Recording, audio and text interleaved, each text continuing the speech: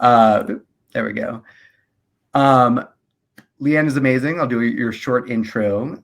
You're the Executive Director of CSForAll, overseeing programs and strategic planning, supervising research to build support for high-quality CS education at all levels. And we're very excited to welcome Dr. Leigh Ann DeLyser for our keynote this morning. Welcome.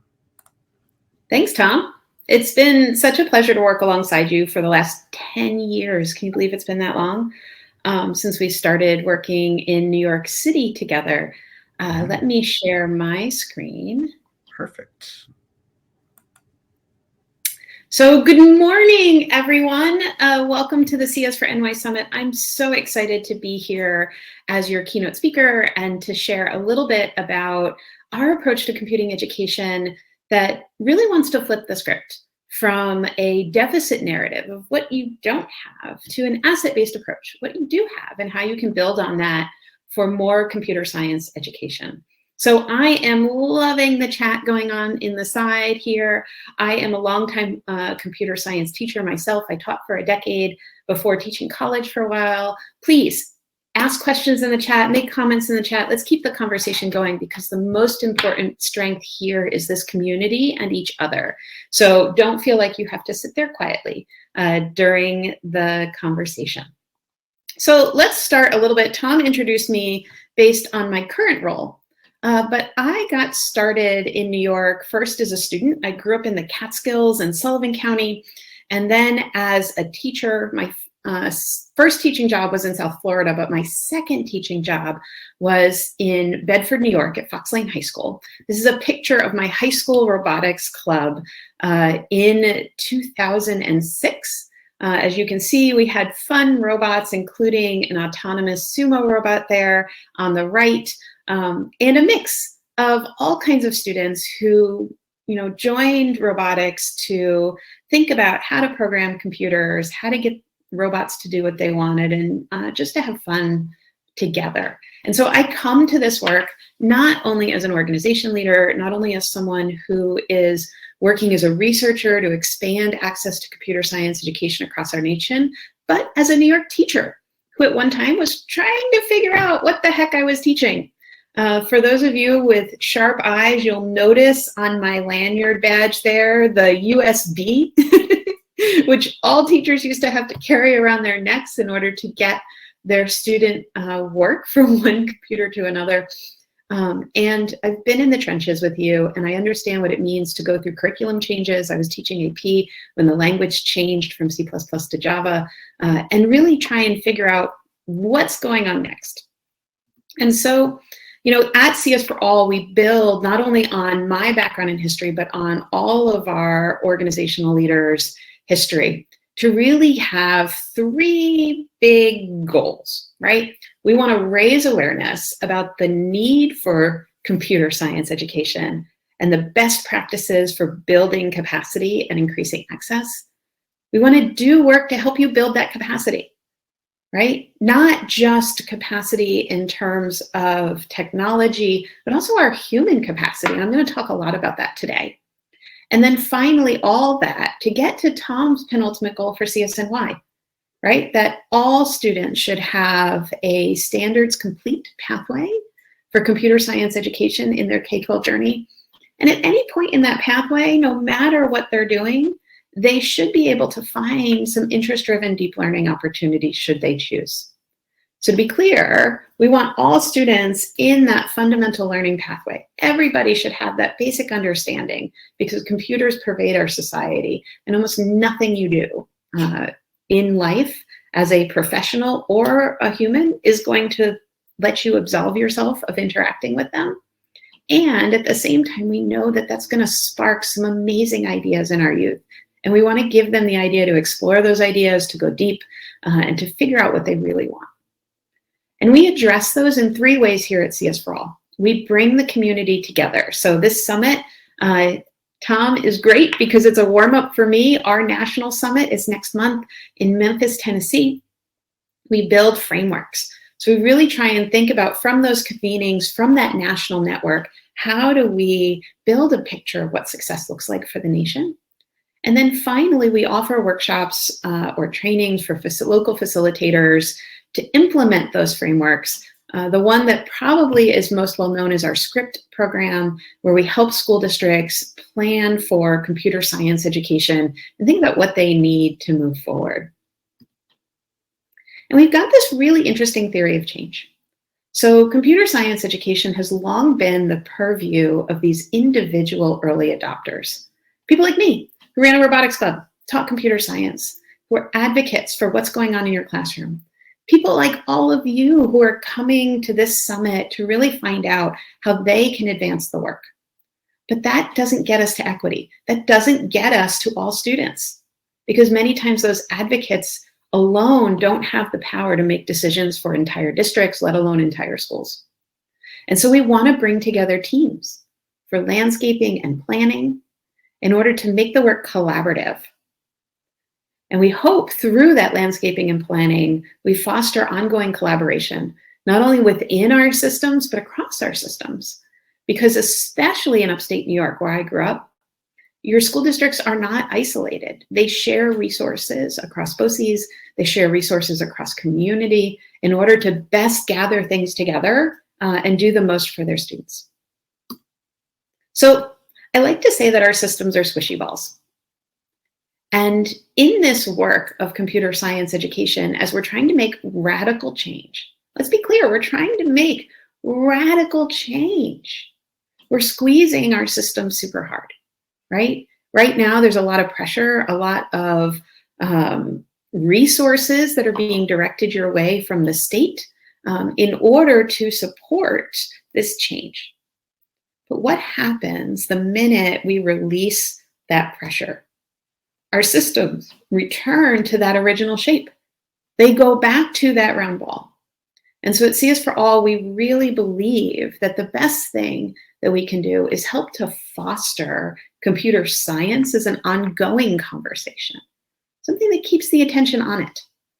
Whether it's continued team meetings within the districts, whether it's regional CSTA meetings from your local chapters, and there's a number of CSTA chapters across the New York State area where you can meet regularly with educators and leaders, or whether it's working groups or leadership, school district administrators, teachers coming together and trying to say, like, what do we have that we can build on? And so try and remember that as you leave here today, as you take this work. How are you going to keep the focus on computing education? It doesn't have to be hard. It can be scheduled, it can be regular, but think about that for a minute as we move forward. So CS4All acts at the systems level, and we work at many different systems levels. So we are a collaborator with the Expanding Computing Education Pathways. That's the ESEP Alliance, which is focused on state policy for broadening participation in computing. We work at the community level. That's our accelerator program. And see, a little secret, CS4All grew out of CSNYC, which started as a community level effort to support computer science education in New York City. We work at the district level with our SCRIPT program, and most new, we work at the school level, fostering a partnership between the JROTC programs and computer science through cybersecurity learning at the school level. And we're working on translating that outside of schools that have JROTC, and so pay attention, and more announcements will be coming about the work we're doing for schools. So when I talk about the assets in our system, this comes from deep experience. Our SCRIPT program has worked with over 1,000 school districts to date across the United States. And we've got some learnings from all of that work. And I want to just first lift up that schools and school leaders still need to understand their own environment. Most of the schools who participate in SCRIPT, where they set goals, set at least one goal focused on creating a landscape. So a lot of folks feel like they're alone in this computing education work, and I know CS4NY and CSTA is really helping to foster a larger community. But be prepared. There's other teachers down the hall, around the corner, quietly doing awesome things. And it might be worth your while to find out who they are, because they are our human resources in this work. And although there's a significant focus on learning CS content, about 40% of the goals that our district set, most of those goals actually said that they're going to leverage internal capacity. They're going to put together working groups of teachers, similar to the way that your math teachers meet for vertical alignment, in order to leverage that for learning. And so I'm hoping to inspire you a little bit to think about not only how you can learn from external partners, but how you can share with each other and share with the teachers in your building, right? And so we believe that strategic planning is critical to get to that expansion of CS education, because only through that shared understanding and planning can we really get to that for all in a way that leverages the strength in our individual districts and communities. And we do these planning workshops, and one of the last ones we did was in Texas in 2020, in January of 2020, right before the world stopped meeting in person for a few years. And we found that the district teams that come together, that create a shared vision and a shared plan, are really able to stick to that pathway and leverage their own individual expertise. I love to say to our district participants that my knowledge of an if statement does not trump all of their knowledge about the schools in their community, the students in their community, the families in the community, and what they all need together. And so I'm going to pause for a second, and I want you in the chat to think about one thing and answer one question for me. If I were to give your school or district, or if you're a BOCES person, you're BOCES, if I were to give you an award today for something, not computer science necessarily, what would I give your school or district an award for? Share with me in the chat. What are you proud of?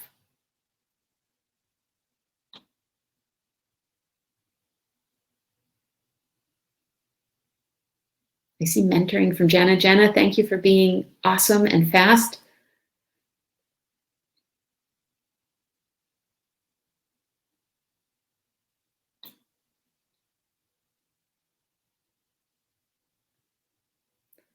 All of these amazing things, all of these strengths in our systems, right?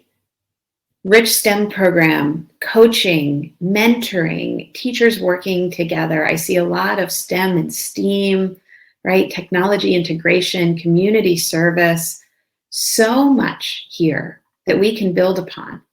So as we start to think about the state of CS education in New York, I challenge you.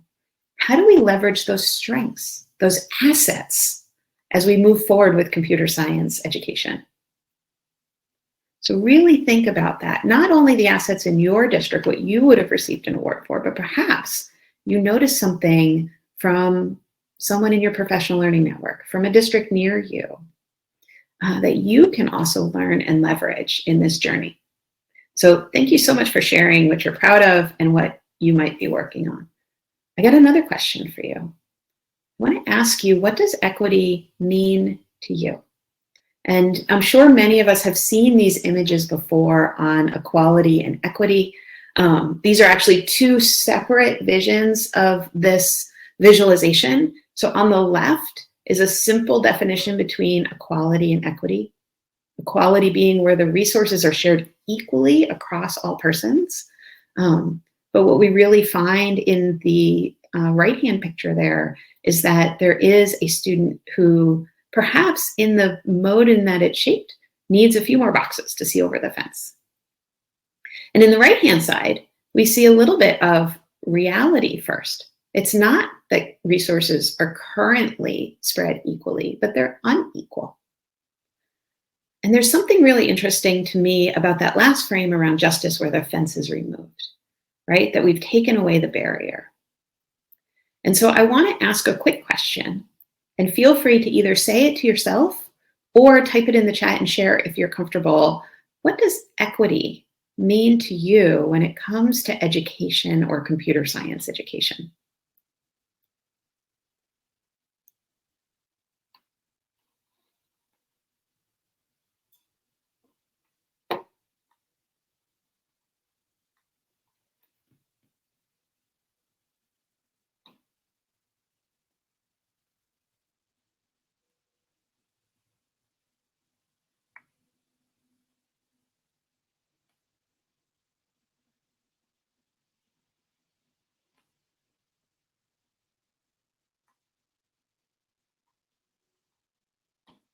Seeing a lot of access here. I'm seeing a lot of opportunity.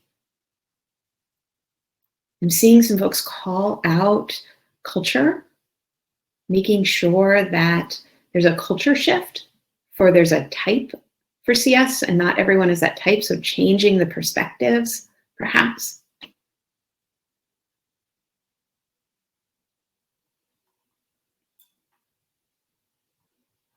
Lots of access, lots of access.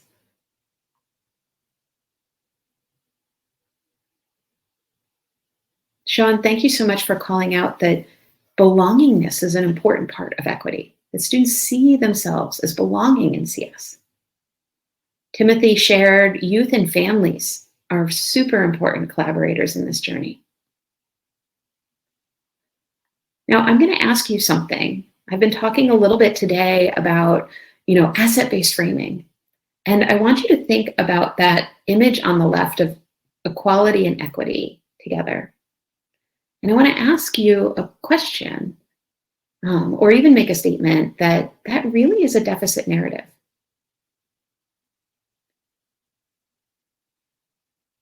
And in that deficit narrative, we've decided that one of those bodies is not up to par.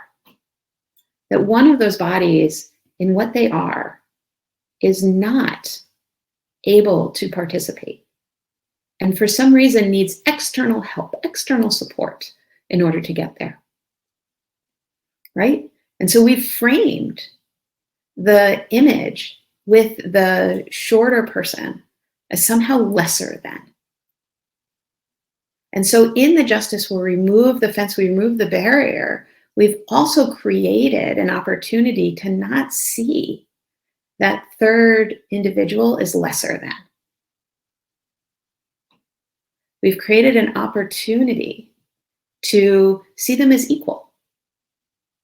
And so as we think about the barriers that are in our way, as we think about how we are supporting students, teachers, districts, and schools on this journey for CS Ed, I want to ask, how are we thinking about them as lesser than?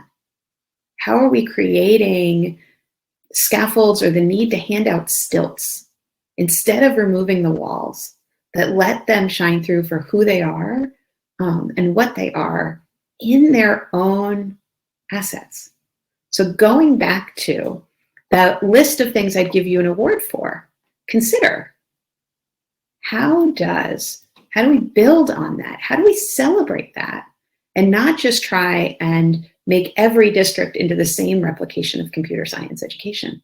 Each of you will find something special in your own work, in your own community, that makes students' eyes light up, that make teachers excited about coming to school.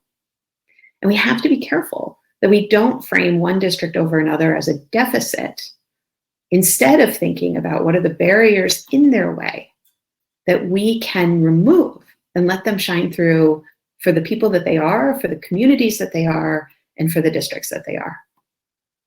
So really building on that thoughtfulness around asset-based approaches is a really important part of the way we consider the work, as I'm about to show you a little bit to challenge that deficit narrative as we come to some numbers about what's going on in New York.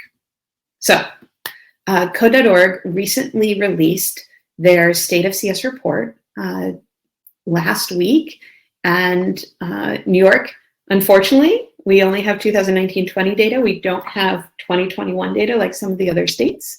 But this should give you a little bit of perspective of what's currently going on in New York State. And you can find this data and actually play with it all the way down to your individual school district at code.org/yourschool/access report. So the great news is that 100% of our schools reported data. So we actually have a clear picture. There's no unknown here in the state, but 50% of schools offer a foundational high school CS course. That means 50% of our schools don't offer a foundational high school CS course as of 2019-20 school year. And 66% of students attend a high school that offers a foundational CS course. So some schools are bigger than others, right? So we're going to have that challenge where even if we're at 66% of students attending, we still have a long way to go to close that gap. And I want to ask you a question. Knowing that, so with this data from this year, knowing that that's 2019-20, I'd love to hear from you in the chat. What percentage of students do you think is actually enrolled in a computer science course? If half of the schools and about 66% of kids attend a school that offers CS, what percentage of kids actually take a computer science course? Share with me in the chat what you think.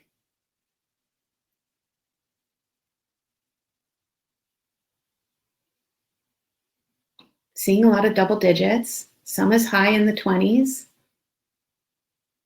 some single digits in there.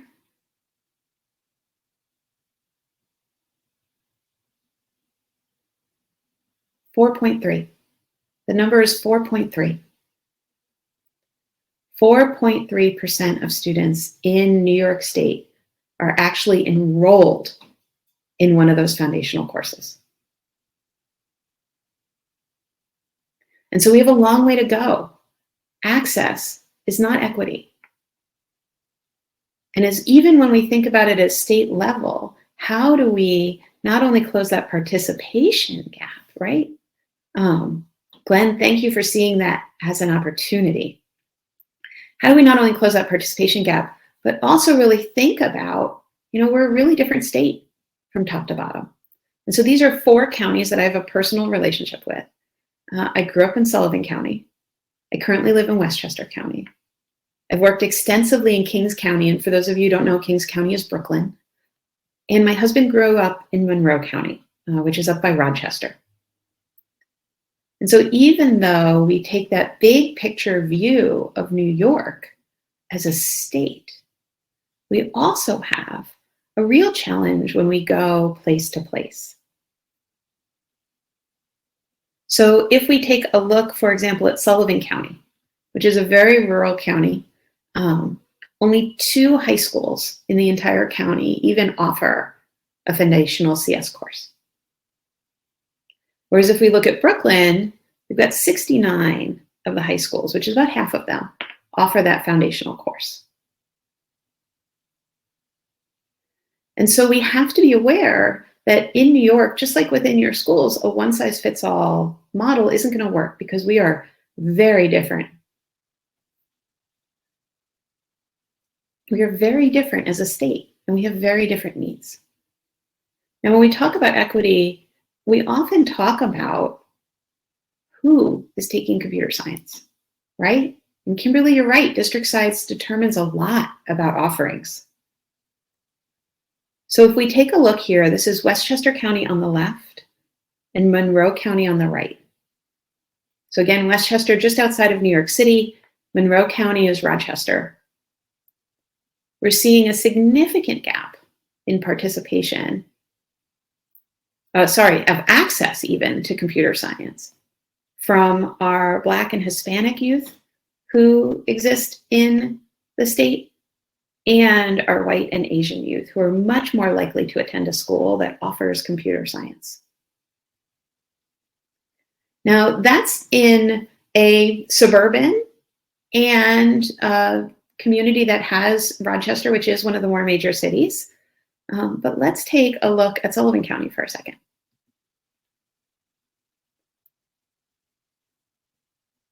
Notice here that Black and Hispanic youth actually have more access than our white youth.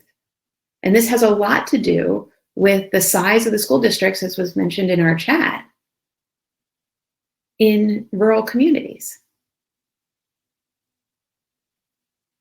So in Sullivan County, Monticello is the largest district in Sullivan County and the most diverse, right? And so in trying to get access to all, we are going to have to think about our rural communities differently than we think about our urban or even suburban communities for how they need support and how they need help in order to really balance these scales across the board. And Teresa, you're right. We have just as much trouble getting girls to participate. So girls and boys access is about 50-50, but that's just access. So in participation rates, we're looking at only about 20 to 30% of girls in New York State participate in the computer science courses that they have access to. And so it is heavily weighted to our young men who are joining, who are signing up, who are being recommended for this by their guidance counselors. And so together, we really want to think about how do we make this more inclusive. And I saw there was some notes about requiring CS. So Simone, you can get that number from the access report from code.org. Off the top of my head, I believe it's between 20 and 30% of young women enroll in computer science within New York State. And Nikki, yeah, I think if we bring CS to be required, and this is a movement that's happening in a lot of states across the country, we have to be careful and measure whether that requirement is actually leading to follow-on course taking. So in New York City, CS has been required in many schools. We're working on the tail end of a 10-year plan to bring computer science to every school and every student taking it. But we're still seeing a gap in participation from that first level required course to that second level optional course. And so we want to be careful that we're not just saying, oh, we closed the gap, everybody's required to take it now, but really looking at what that first course is prompting students to do next. So I'm almost done. I saw the little pop-up of something coming next. So what's next for you? There's a call to action for New York teachers, leaders, and advocates. First, don't buy into the deficit narrative. Celebrate progress, but keep it real. What's really happening? What's happening on the ground, and how do we look critically at the individual schools and districts who need focus, support, and attention? Access does not equal participation. Just because we have 50% of schools offering computer science, we're still hovering at about 4.3% of students taking computer science. And know your data. Look it up on the Access report, talk to teachers around you. Remember that Access report is only a snapshot from a few years ago. Ask around, send a survey, ask teachers to raise their hand in a faculty meeting. Who's doing something interesting integrating CS and technology? And keep your eyes and ears open these 2 days. Walk away with your short-term plan. Make a 3-month goal. What do you want to celebrate in December at CS Education Week? Because the best thing you can do to keep this going is to keep that pressure on that squishy ball. Make a small short-term goal that is achievable with this community and with these colleagues, and you'll get there, I promise. All right. Don't miss out on the CS4NY resources that Tom shared earlier. You can get to them at csforny.org and join CSTA. So the Computer Science Teachers Association is the world's largest computer science department. It is available not only for teachers of computer science, but you can join for free as an administrator and keep your ear to the ground. You can also join as a CSTA Plus member, which I highly recommend, and get all kinds of additional supports to support your practice. And from CS4All, I just want to say thank you, because we wouldn't be in this space of progress without all of you. And we're really excited to continue doing that work. And I know I'm running out of time, Tom, but our summit is coming up in Memphis, October 19th through 21. The main stage will be live streamed. Follow us on social media, csforall.org, to find out about all the things at the summit and see the amazing work going on across the country, and maybe even hear from some of your New York colleagues. And you can connect with us. So we're all over social media. You can sign up to join our newsletter, and your districts can join as a member of CS4All. It is free. And I hope I've inspired you this morning to shift your framing, take a positive view of what your assets are, and build on all of those to make computer science education a reality in New York State. Thank you.